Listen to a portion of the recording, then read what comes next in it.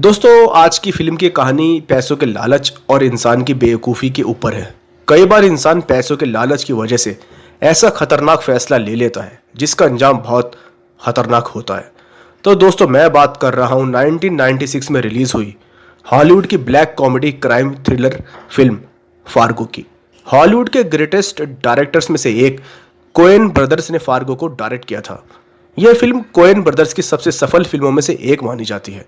Fargo को film critics और दुनिया भर के फिल्म फैंस ने बहुत पसंद किया। फार्गो की कहानी पर 2014 में एक टीवी सीरीज भी बनी जो बहुत फेमस रही। यह फिल्म एक सच्ची घटना से प्रेरित है। फिल्म की कहानी में लालच और मानव स्वभाव को बड़े ही अलग स्टाइल में प्रेजेंट किया गया है। चलिए कहानी शुरू करते हैं फार्गो की। कहानी साल 1987 में शुरू होती है। हर तरफ बर्फ ही बर्फ है। मौसम बहुत ठंडा है। एक कार आ रही है और ये कार अपने पीछे एक कार साथ ला रही है। इस कार से एक बंदा निकलता है। इसका नाम है जेरी। जेरी मिनियापोलिस सिटी से यहाँ फार्गो सिटी आया है। जेरी पैसे की कमी से जूझ रहा है। जेरी कार डीलरशिप कंपनी का सेल्स मैनेजर है और ये कार डीलरशिप कंपनी का मालिक जेरी का ससुर है जिसका नाम वेड है। इस कार डीलरशिप कंपनी का एक मैकेनिक शेफ ब्रैडफुट के रेफरेंस से जेरी दो बंदों से उत्तरी डकोटा के फार्गो शहर के एक बार में मिलता है। जेरी एक अजीब और खतरनाक प्लान बनाता है। जेरी इन दो क्रिमिनल्स कार्ल और गायर को अपनी पत्नी जीन का किडनैप करने के लिए कहता है, लेकिन अब कार्ल जेरी से पूछता है, तुम्हारी ये प्लानिंग बेवकूफ़ी भरी लग रही है क्योंकि तुम हमें अपनी पत्नी का किडनैप करने के लिए कह रहे हो और फिर तुम हमें फिरौती दोगे, तो इसमें कोई लॉजिक नहीं दिखता। अब जेरी कहता है, पैसे मैं नहीं दूंगा, पैसे उसका ससुर देगा। $80,000 की फिरौती होगी। मेरा ससुर बहुत अमीर आदमी है। $80,000 की फिरौती में से तुम्हें $40,000 मिलेंगे और 40,000 मैं अपने पास रख लूंगा और साथ में तुम्हें एक नई कार मिलेगी जो मैं साथ लाया हूं। कार है ब्रांड न्यू 10 सिएरा। इस किडनैपिंग के जरिए जेरी अपने ससुर वेड से फिरौती में पैसे वसूलना चाहता है ताकि वो अपने जो फाइनेंशियल प्रॉब्लम्स है उससे उभर सके और एक नया कारोबार शुरू कर सके, क्योंकि जो वेड है वो जेरी को बेवकूफ़ समझता है। इससे उसे कभी भी कोई पैसे नहीं देता, तो इसलिए जेरी ये प्लानिंग कर रहा है। अब इन दो अपराधियों से मिलने के बाद जेरी फार्गो सिटी से अपने घर मिनियापोलिस वापस आता है जहां उसका ससुर डिनर के लिए आया हुआ है। जेरी वेड से लैंड खरीदने के लिए एक अच्छे इन्वेस्टमेंट पर विचार करने के लिए कहता है जो लगभग $7.5 लाख का इन्वेस्टमेंट है।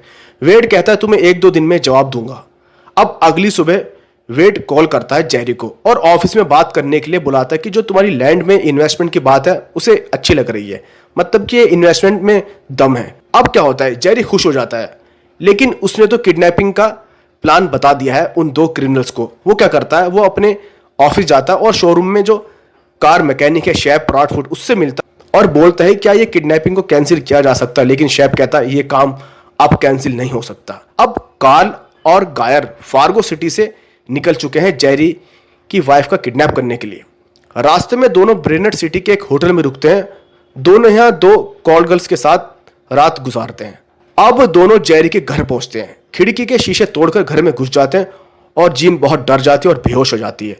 अब दोनों उसका किडनैप कर लेते हैं और कार की डिक्की में डाल देते हैं। अब उधर ऑफिस में जेरी अपने ससुर से मीटिंग करता है। ससुर कहता है ये जो लैंड खरीदने की इन्वेस्टमेंट है ये अच्छी तो है, लेकिन वो रिजेक्ट कर रहा है। मतलब कि वो कह रहा है जेरी तुम इस डील में इन्वॉल्व नहीं होगे, मैं इस डील को करूंगा क्योंकि तुम ठीक से बात नहीं कर पाते क्लाइंट के साथ। अब जेरी को गुस्सा आ जाता है। जेरी बोलता है कि वो खुद का अपना बिजनेस शुरू करना चाहता है, उसे कुछ पैसे चाहिए। वेड कहता है मैं तुम्हें पैसे नहीं दूंगा, बल्कि मैं खुद ये लैंड खरीद दूंगा, तुम्हें सिर्फ एक कमीशन मिल जाएगा जो तुम डील लेकर आए हो। अब जेरी को बड़ा बुरा लगता है, वो निराश होता है क्योंकि जेरी को पता है कि जो उसका ससुर है वो उसे एक बेवकूफ़ इंसान समझता है। और अब जेरी अपने घर लौटता है। वो देखता है घर में तोड़ फोड़ हुई हुई है, मतलब कि जीन गायब है। वो खुश होता है कि जो किडनैप हो चुका है इसकी वाइफ का। वो कॉल करता है अपने ससुर वेड को, बताता है और रोने लगता है फ़ोन पे कि शायद उसकी वाइफ यहाँ से गायब है और चोर आए थे, कुछ गड़बड़ है। अब क्या होता है, अब इस किडनैपिंग की शुरुआत से ही सब कुछ गलत होने लगता है। ब्रेनेट सिटी से गुजरते समय एक पुलिस ऑफिसर कार्ल और गायर को कार पर रजिस्ट्रेशन प्लेट ना होने के कारण रोकता है, क्योंकि ये नई कार है और नई कार को बिना टेम्परेरी रजिस्ट्रेशन प्लेट के बिना नहीं चलाया जा सकता, मतलब कि इलीगल है। पुलिस ऑफिसर कार्ल को कार से बाहर निकलने के लिए कहता है। हालांकि कार्ल रिश्वत देने की कोशिश करता है पुलिस ऑफिसर को, लेकिन पुलिस ऑफिसर कहता है बाहर निकलो। लेकिन पुलिस ऑफिसर को पिछली सीट से एक औरत की आवाज सुनाई देती है, लेकिन अचानक से जो गायर है पुलिस ऑफिसर को गोली मार देता है। और फिर दो बंदे हैं वो वहां से गुजर रहे होते हैं, उन्हें भी गायर मार देता है। अब अचानक मामला सीरियस हो जाता है। एक चेक पोस्ट के पास इन 3 लोगों की हत्या कर दी गई है। अब कार्ल और गेर जीन को किडनैप करके एक सुनसान कैबिन में ले जाते हैं। अब सुबह होती है और अब इस मामले की तहकीकात करती है पुलिस चीफ मार्ज गुंडरसन, जो 7 मंथ्स प्रेग्नेंट है, लेकिन बहुत शार्प, होशियार और शांत स्वभाव की महिला है।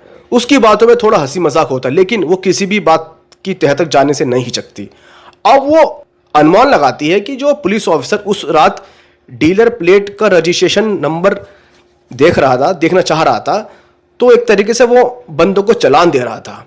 अब क्या होता है, इस सीन के बाद जेरी अपने ससुर को $10 लाख की फिरौती बताता है और बोलता है कि किडनैपर जो है $10 लाख के लिए बोल रहे हैं, और अगर पैसे नहीं आए तुरंत तो वो जीन को मार देंगे और मुझे ही जाना होगा ये डील के लिए। वो पूरी रकम खुद रखना चाहता है। मतलब उसने कार्ल और गायर को तो सिर्फ $40,000 की बात की, लेकिन खुद $10 लाख ससुर से ले रहा है।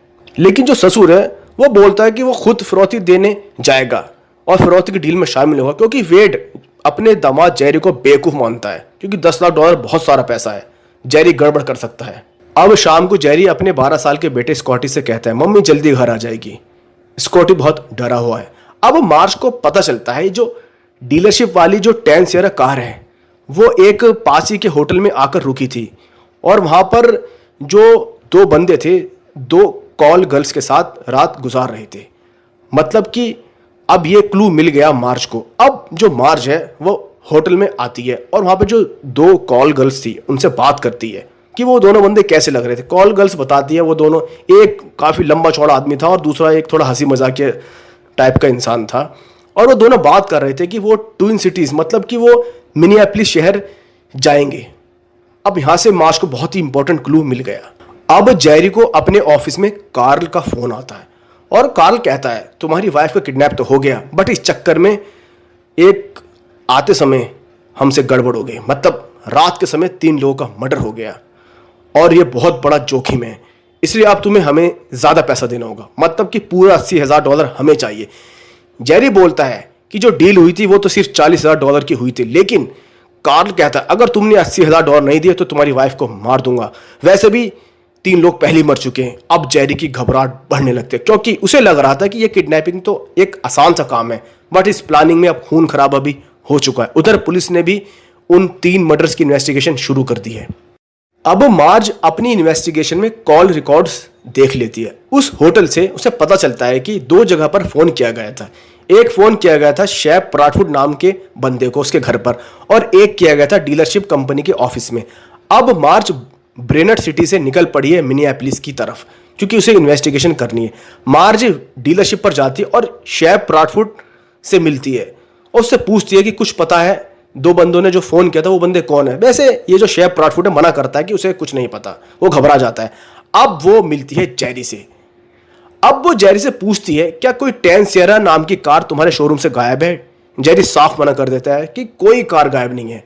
अब क्या होता है, अब इस सीन के बाद कार्ल एक होटल में एक कॉल गर्ल के साथ होता है, बट वहां शेफ ब्रैडफुड आ जाता है और बहुत पिटाई करता है कार्ल की, क्योंकि कार्ल की वजह से पुलिस शेफ तक आ चुकी है और शेफ बेकार में फंस सकता है कार्ल की वजह से।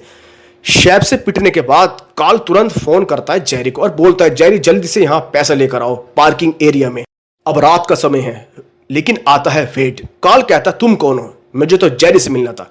वेड कहता मेरी बेटी का है, जिसका तुमने किडनैप किया वो मेरी बेटी है। कार्ल कहता पैसा दो, लेकिन वेड कहता अपनी बेटी को वो देखेगा फिर पैसा देगा। लेकिन कार्ल को गुस्सा आ जाता है और वो वेड को गोली मार देता है। वेड जवाबी फायर करता है जिससे कार्ल की जबड़ में चोट लग जाती है, लेकिन कार्ल फिर वेड को कई सारी गोली मार देता है। और अब आता है जेरी, वो देखता है मतलब कि उसका ससुर भी मर चुका है और जेरी अब और घबरा जाता है। मतलब कि ये आम किडनैपिंग नहीं रही, ये तो बहुत बड़ा लफड़ा हो गया जिसमें खून खराबा कुछ ज्यादा हो चुका है। और जेरी चुपचाप घर चले जाता है। उधर रास्ते में कार्ल को पता चलता है कि ब्रीफ केस में $10 लाख है। वो क्या करता है, $10 लाख में से गायर के लिए $40,000 निकाल लेता है और 40 अपने जेब में रख लेता है। बाकी पैसे हाईवे के किनारे बर्फ में गाड़ देता है। यहाँ कार्ल का लालच भी पता चलता है कि उसने $9,20,000 वहीं गाड़ दिए। मतलब उसे कोई इंटरेस्ट नहीं है अपने साथी गायर में पैसा डिवाइड करने के लिए। उधर मार्ज फिर से डीलरशिप ऑफिस पर वापस लौटती है और जेरी से फिर से पूछती है क्या कोई कार गायब है तुम्हारे शोरूम से। वो कहता है कोई कार गायब नहीं है, उसने सारा स्टॉक चेक किया है। लेकिन मार्ज कहती है कि तुम दोबारा चेक कर सकते हो गाड़ी का स्टॉक। लेकिन वो क्या करता है मैं अभी थोड़ी देर में आता हूँ। लेकिन वो ऑफिस से भाग जाता है और पुलिस को बुलाती है। अब मार्ज वो फोन करती है कि जल्दी से जेरी का पीछा करो, वो यहां से भाग रहा है। मतलब कि उसे कंफर्म हो गया कि इस साजिश में जेरी शामिल है। जेरी का झूठ धीरे धीरे खुलने लगा है। अब कार्ल आ चुका है कैबिन पर। कैबिन में कार्ल को पता चलता है कि गायर ने जीन को मार दिया क्योंकि वो चुप नहीं हो रही थी। अब यहां गेयर का कैरेक्टर पता चलता है कि वो कितना खतरनाक इंसान है, उसने जीन को मार दिया है। अब कार्ल कहता है गायर से कि तुम्हारे हिस्से का $40,000 लो और मैं 40,000 लेकर जा रहा हूं। और अब कार्ल और गायर के बीच लेकिन पैसों को लेकर झगड़ा हो जाता है। गायर कहता है वो जो 10 सियरा कार है उसे भी डिवाइड करो। लेकिन कार्ल कहता है तुम्हारा दिमाग खराब है, कार वो कैसे डिवाइड कर सकते हैं। और अब कार्ल कहता है, उसे गुस्सा आता है। कार्ल कहता है सारी मेहनत उसने की है, वो इतनी दूर गया, हजारों किलोमीटर गाड़ी चलाकर आया, पैसे लेकर आया और उसके जबड़े में चोट भी लग चुकी है, तो उसे ज्यादा पैसा मिलना चाहिए। और वो कहता है मैं यहां से जा रहा हूं अपना हिस्सा लेकर और गाड़ी भी साथ ले जा रहा हूं। लेकिन अब क्या होता है, जैसे ही कार्ल भाग रहा होता है कार्ल को कुल्हाड़ी से खत्म कर देता है गायर और उसके शरीर को, कार्ल के शरीर को लकड़ी काटने वाली मशीन में डाल देता है। यह फिल्म का सबसे डरावना और हिंसक हिस्सा है। अब मार्ज को मिनियापोलिस डिपार्टमेंट से पता चलता है कि एक पड़ोसी ने बताया था कि एक बंदा होटल में था और गुस्से में बोल रहा था कि वह बोर हो चुका है इस सुनसान कैबिन में। मतलब कि मार्ज को पता चल गया कि यह वही उन दोनों में से एक बंदा हो सकता है। अब मार्ज क्या करती है, मार्ज को पता चलता है कि वो जो कैबिन है वो एक झील की बात कर रहा था, लेक की बात कर रहा था। तो वो पुलिस ऑफिसर उसे बताते हैं वहां के डिपार्टमेंट के कि यह एक झील है मगर बहुत सुनसान जगह पर है। अब मार्ज क्या करते हैं, उस झील के लिए निकल पड़ती है, इस लेक के लिए। अब जो कैबिन है उसे खोजने में सफल होती है मार्ज। वो 10 सियरा कार देख लेते हैं जो वहां खड़ी होती है, जिस कार को शुरू से वो ढूंढ रही है। यहां वो 2 अपराधी छुपे हो सकते हैं। मार्ज आखिरकार गायर को पकड़ लेती है। ठीक उसी समय जब वो कार्ल के शरीर को वुड चिपर में डाल रहा होता है, वो बिना किसी हिंसा के शांति से उसे गिरफ्तार कर लेती है। हालांकि पैर में उसे गोली मारती है, वो भाग रहा होता है। अब वो उसे गिरफ्तार कर लेती है। अब उसे वो ले जा रही है ब्रेनर्ड सिटी और अब वो उसे समझाती है कि इतना खून खराबा सिर्फ थोड़े से पैसों के लिए, सिर्फ कुछ पैसों के लिए तुम्हारी वजह से मासूम लोग मारे गए और तुमने अपने साथी तक को मार दिया। थोड़े समय के बाद जेरी को भी पुलिस ट्रैक कर लेती है और पकड़ लेती है। और फिर मार्ज इस केस को सॉल्व करने के बाद अपने पति के साथ घर पे वापस जाती है और खुश होती है क्योंकि उसने एक बहुत बड़ा केस सॉल्व किया। और कहानी एक ठहराव के साथ यहीं एंड होती है। तो दोस्तों यह है फार्गो की कहानी। फिल्म के थीम को एनालाइज करते हैं, शॉर्ट एनालिसिस देखते हैं। यह फिल्म दिखाती है जेरी के पैसे की लालच की वजह से कितने मासूम लोग मारे गए। उसकी वाइफ भी मारी गई और उसका ससुर भी मारा गया। और जो गायर और कार्ल थे, कार्ल जो कि एक अपराधी था वो भी मारा गया और गायर भी पकड़ा गया और लास्ट में जेरी खुद पकड़ा गया। ये एक शानदार फिल्म है फार्गो, जो इंसान की कमजोरी को उजागर करती है। ये एक crime gone wrong type film है। इसकी खूबी इसकी टोन, कैरेक्टर्स की गहराई और कोएन ब्रदर्स की अलग तरह से कहानी बताने में है। फिल्म का बैकग्राउंड म्यूजिक और इसकी जो लोकेशन जो पूरी तरह बर्फ से ढकी हुई है, वो कभी कभी ये चीज बताती है कि ऐसी सुनसान और शांत जगहों में भी सबसे खतरनाक घटनाएं हो सकती हैं और हो भी जाती है। फार्गो को टोटल 7 ऑस्कर नॉमिनेशंस मिले थे, जिसमें बेस्ट पिक्चर का इंक्लूड था। 2 ऑस्कर फिल्म ने जीते थे। फ्रांसिस मैकडॉर्मंड को best actress in leading role के लिए ऑस्कर मिला था और कोएन ब्रदर्स को बेस्ट स्क्रीन प्ले के लिए ऑस्कर मिला था। लेकिन मैं सिर्फ ऑस्कर की बात कर रहा हूं दोस्तों। इस फिल्म को इसके अलावा बहुत सारे इंटरनेशनल अवार्ड्स मिले हैं, कई सारे अवार्ड्स मिले इस फिल्म को। फ्रांसिस मैकडॉर्मंड और विलियम मेसी की एक्टिंग गजब की है। Thanks for watching the video.